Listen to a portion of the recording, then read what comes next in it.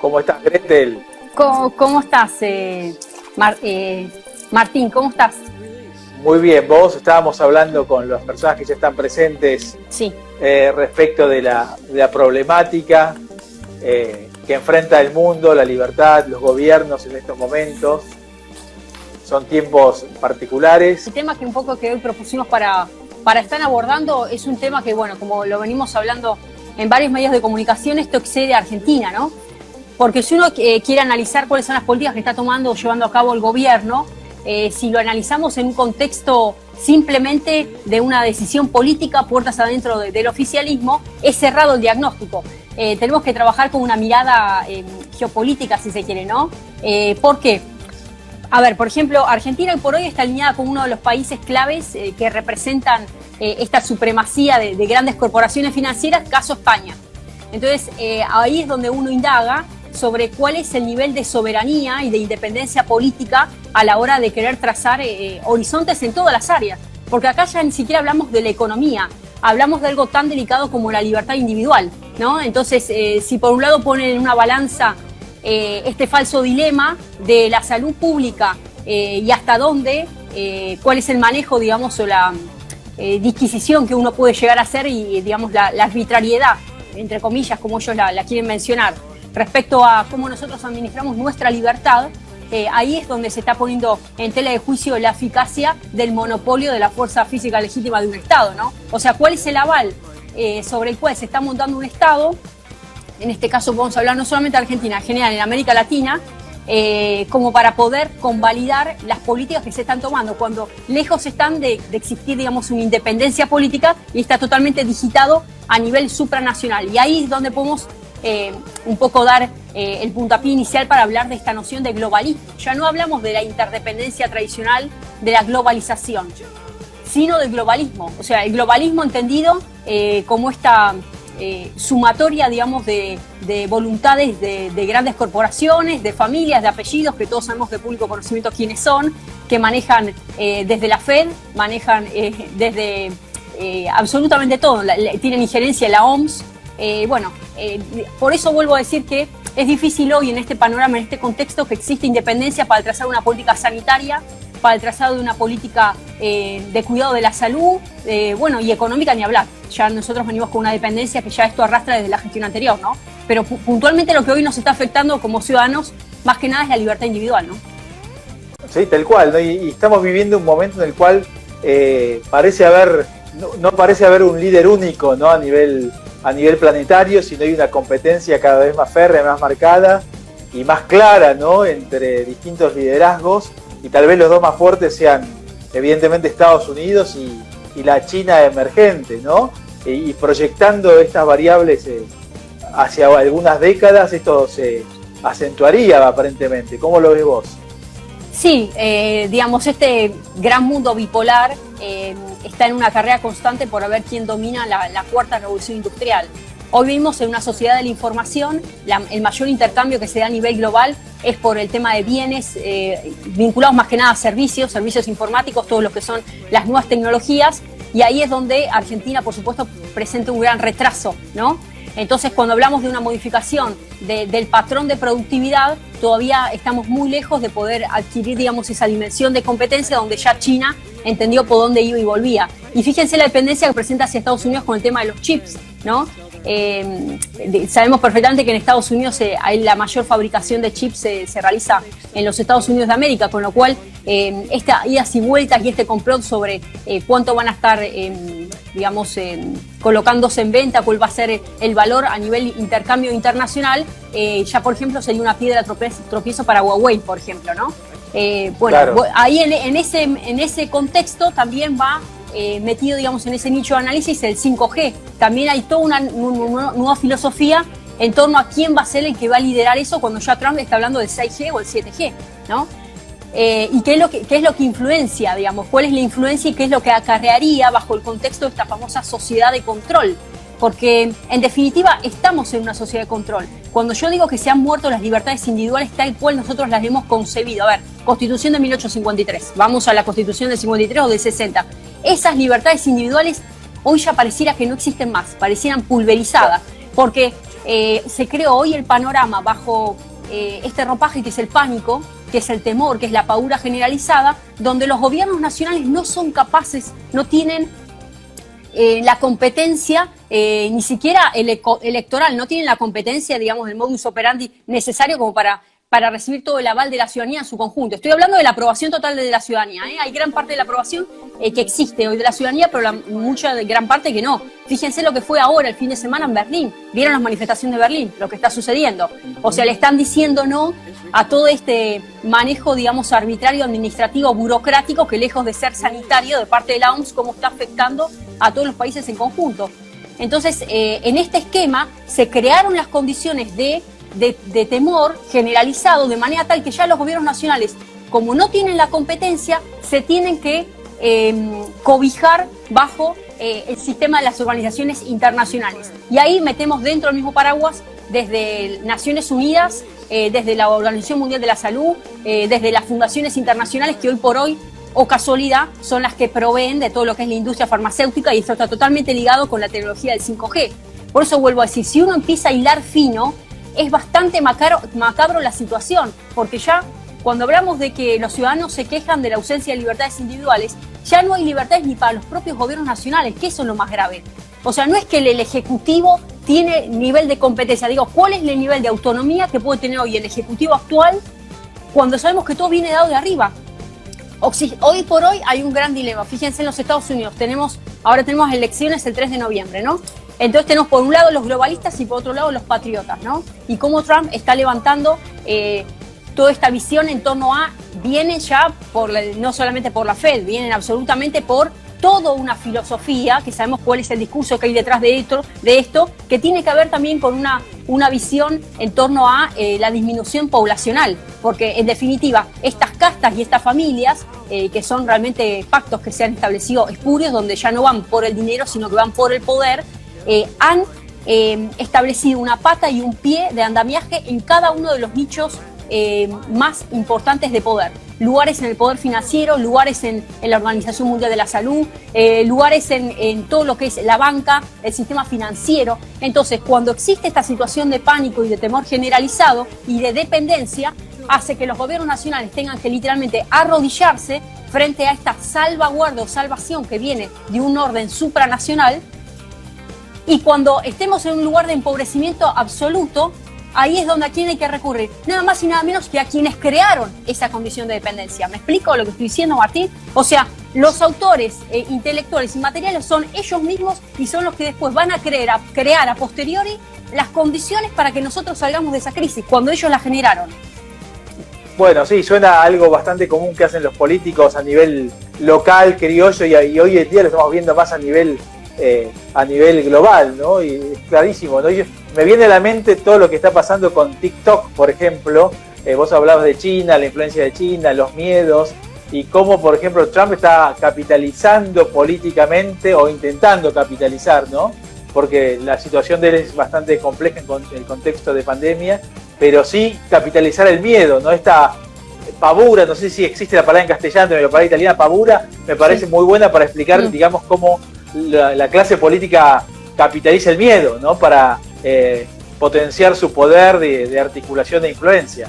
Exactamente, es la pavura entendido como un pavor generalizado. Lo que hace el miedo, vos fíjate que en este tiempo afloraron muchos análisis psicológicos, lo habrás visto, ¿no? Estos tiempos de pandemia han aflorado muchísimo, porque lo que hace el miedo es termina paralizando al sujeto. Porque primero empieza como la convicción mental y después automáticamente frena, digamos, a nivel motriz toda capacidad de acción. El miedo tiene dos cuestiones: o te rebelás o existe una decepción tan profunda que te paraliza y no podés reaccionar, no hay capacidad de reacción. Están aquellos que se paralizan y están aquellos que reaccionan ya desde un desborde. Entonces, en ese nivel de desborde hay que saber mesurarse. ¿Por qué? Porque hoy por hoy, esa manifestación que se dio en Berlín, no sé si hubiese sucedido en otro país, cuál sería el contexto, porque cantidad de personas han quedado detenidas, ¿no? En estos niveles de protesta, porque el Estado, entre comillas, es el garante de la salud pública y de que esta pandemia no termina de expandirse y de cobrar más vidas. Ese es el discurso oficial que nos están, digamos, trasladando, ¿no? La realidad es que si uno no sabe cómo manifestarse de una manera sigilosa y cómo expresar, digamos, otro punto de vista, es difícil, digamos, modificar el statu quo. Y ahí quiero hacer un paréntesis. Me imagino que también estás al tanto de la comisión que se armó de Médicos por la Verdad. Estás más o menos al tanto de lo que... Bueno, una comisión extraparlamentaria que nació con una gran alianza de varios médicos, muchos europeos, Alemania, Italia, España, también argentinos, que sabemos quiénes son perfectamente, cada uno de nosotros los que estamos siguiendo estas noticias a diario. Y la realidad es que están, digamos, planteando una versión B de los hechos. Pareciera como que los medios de comunicación tradicionales nos transmiten algo cuando la situación es distinta. Estamos hablando, primero, que no se trata de una pandemia, porque para que haya una pandemia tiene que haber una gran cantidad de nivel de letalidad. O sea, los médicos hablan de una letalidad potente, o sea, arriba de un 70%, y que esto se manifiesta en varios países a la vez. O sea, el nivel de letalidad de tal... Primero. Segundo, están estableciendo el aislamiento social obligatorio sobre la base de los asintomáticos o de los contagiados, no de los enfermos realmente. Y un asintomático no es un enfermo. O sea, hay una serie de cuestiones, y otra de las cuestiones más graves de todo esto es que el sistema humano naturalmente actúa como una especie de defensa y desarrolla el sistema inmunitario que hace que sea una especie de bloqueador natural frente a cualquier tipo de virus, porque son virus que van mutando incluso, ¿no? Como otros, como un resfrío o cualquier tipo de estos virus que tiene circulación social. Entonces, cuando a nosotros nos están cohibiendo o prohibiendo justamente la circulación, digamos, natural, ¿no? Que tiene que ver con el contacto con el aire libre y la vida natural, automáticamente... La actividad física, ¿no? Y los efectos inmunológicos. Exactamente. Claro. Entonces ahí, ¿qué pasa? No se genera el nivel de, digamos, inmunológico necesario para poder frenar, digamos, esto que naturalmente se desarrolla en el cuerpo, como una especie de anticuerpo. Y no existe esta noción, digamos, de, no quiero decir hablar de rebaño social, pero la situación es que... el contacto permanente con otras personas hace que naturalmente nosotros generemos los anticuerpos necesarios que se dan a partir de la interacción, o sea, de vivir en sociedad. El hecho de que nos separen de la sociedad hace que obviamente el virus va a seguir con estos niveles de circulación y lamentablemente está todo diseñado para decir la única salvadora es la vacuna. ¿Y quién está detrás de las vacunas? Yo me pregunto, ¿quién está detrás de las vacunas? ¿Quiénes son los aliados? ¿Quiénes son los que están asesorando? Por eso digo, esto es como parecer el huevo de la serpiente, o sea, los que están gestando todo esto, pero más allá encima, más sacando de lado toda esta epidemia, esta gran pandemia, sacando todo esto, las vidas que se están cobrando a nivel economías enteras, porque ahora estamos viviendo un nivel de crisis, pero ahora viene la verdadera crisis, que es cómo levantamos de esta recesión a todo lo que es Latinoamérica en general y tantos países que están sufriendo, digamos, y ya no basta con la emisión monetaria, porque esta gran cantidad de emisión monetaria va a generar una circulación, un aumento de base monetaria. Y digamos, ¿qué nos va a garantizar que empiece una depreciación tremenda de cada una de las monedas nacionales? Los niveles de pobreza cada vez son más acuciantes, hay una recesión económica muy profunda. A ver, se vio todo un panorama que ninguno de nosotros lo hubiésemos imaginado. Lo peor de lo peor es que estas mentes brillantes ya lo venían tejiendo hace tiempo. Lo venían tejiendo y tratando hace tiempo. Salió este año, inyectado este año, y fue de esta manera, creo que nos trajo, digamos, nos sorprendió a todos. Nos sorprendió a todos, pero sí sirve para hacer, digamos, una especie de balance, si se quiere, o de lectura de la realidad distinta a lo que ofrecen los medios de comunicación tradicionales, y nos posibilita una especie de distancia crítica, ¿no? Los sociólogos hablan de distancia crítica, que tiene que ver esa capacidad de autocrítica y no comprar necesariamente lo que nos venden. Yo creo que esta pandemia nos sirvió para eso. Hay gran parte de los ciudadanos, no digo argentinos en general, que están despertando. Hay una gran parte que está despertando. O sea, no va a ser tan difícil en Argentina implantar este nuevo modelo y esta nueva filosofía global de gobierno. Acá, por lo menos en Argentina, no creo que el terreno sea tan fértil como para que se dé sin resistencia, al menos, sin resistencia social. Sí, claramente, ¿no? Aparte, si uno ve, por ejemplo, los fallecidos cardiovasculares, se estima unos 9.000 más que el año pasado, ¿sí? Por no haber contado con la atención médica necesaria, demuestra el otro lado del COVID, ¿no? Claro. Y a la vez, si uno ve los alrededor de 3.000 muertos, parece mucho, pero mueren por año en Argentina más de 150.000 personas.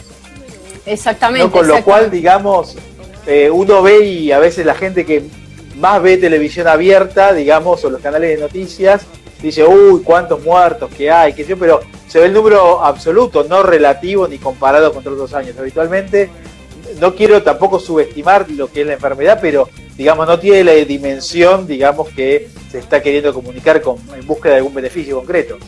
Exactamente, bueno, a ver, vuelvo a decir, Martín, creo que nosotros también desde la ciencia política, que es el campo que constantemente estamos analizando, desde el análisis internacional y político, creo que lo que más nos duele a nosotros es la ausencia de independencia. ¿Me explico? O sea, la ausencia de independencia puertas adentro de cada uno de los gobiernos nacionales, como que han muerto ya la autonomía y ese desapego hacia una agenda global.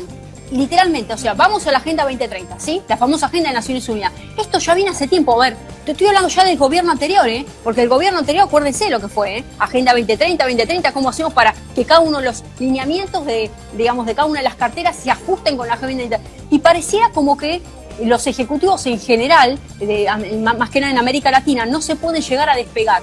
Entonces es difícil porque han tejido las redes de manera tal que bajo un discurso de la sustentabilidad, del desarrollo sostenible, del cuidado del ambiente, de la economía digital, porque fíjense las últimas intervenciones que hizo el presidente español, no sé si la escucharon, las últimas intervenciones, que donó millones de dólares a esta famosa alianza Gavi, que es de público conocimiento, dijo, España se debe una economía un país más resiliente, ¿no? Más digital, más verde, más integrado al mundo, pero claro, hay una agenda impuesta. Ahora, esa agenda impuesta tiene una filosofía, una ideología y un trazado que literalmente está asociado a quienes están gestando todo este gran movimiento, que es un movimiento cultural, filosófico y que de alguna manera va fagocitando la independencia de los estados nacionales. Porque vuelvo a decir, lo que a mí más me afecta como analista política es que se están perdiendo la independencia de los gobiernos nacionales. Ese es el mayor trasfondo, porque vamos a superar esta crisis, quédense tranquilos, vamos a superarla. Pero ¿qué viene después? Porque después vienen los condicionamientos. De hecho, ahora estamos haciendo la renegociación con el tema del FMI, el tema de los bonitas y demás. Ya se sabe y es de público conocimiento que cualquier tipo de empréstito posteriori va a incluir condiciones, como se las impusieron en España ahora.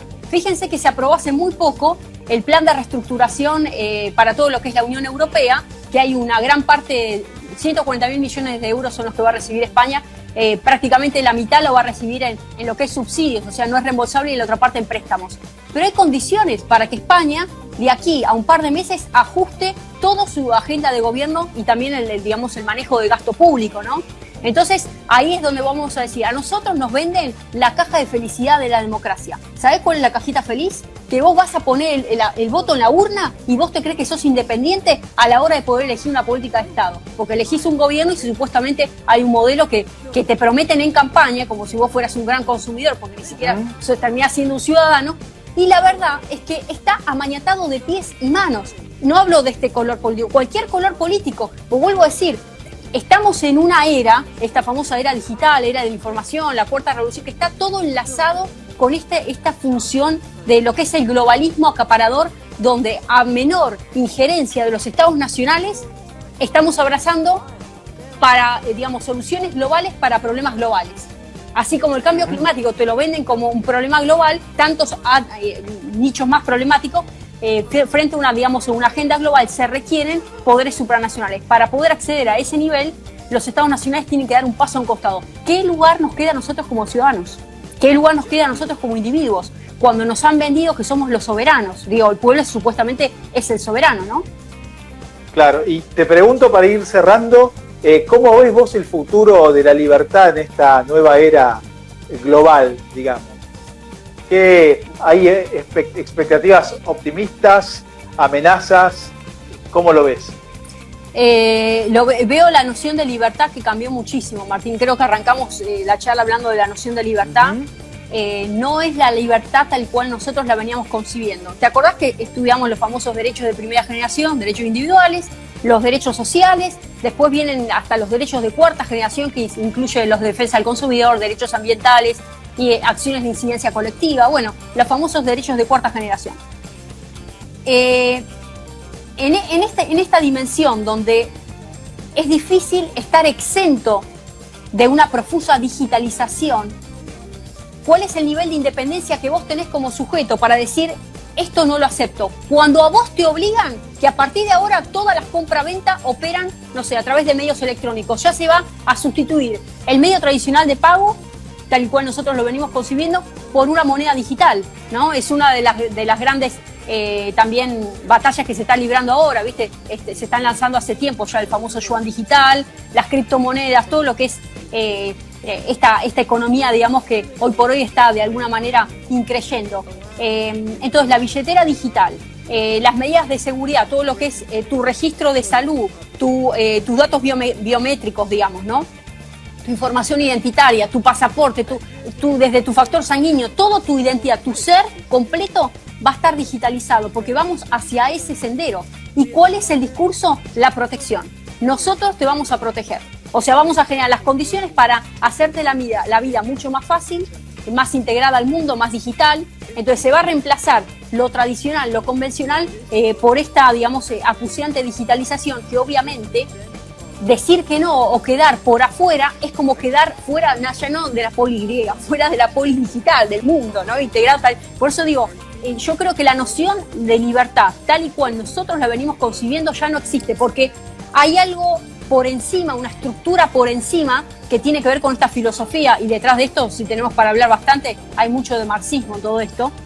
Hay una noción de bien común y de bienestar donde se te va a acercar a un nuevo estatus de vida, pero para eso hay un pacto. ¿Y cuál es el pacto? La renuncia de tus derechos y tus libertades tal y cual vos la venías concibiendo. Y si decís que no, quedás fuera de ese nivel de avance, porque el mundo va hacia ese lugar.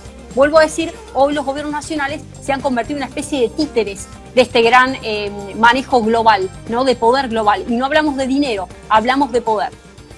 Claro, y de hecho cuando ves que Google te dice estás a 5 minutos de llegar a tu casa o te da consejos respecto de comportamientos pasados e históricos, uno dice, ¿cómo puede ser que Google sepa lo que yo estoy pensando que va a pasar y que quiero hacer, ¿no? Uno ahí ve realmente el manejo de la información y la extensión, ¿no? Uno ve apenas, digamos, la punta de este iceberg, digamos, que puede ser muy peligroso para las libertades individuales, ¿no? Sí, así existe, que bueno, Gretel...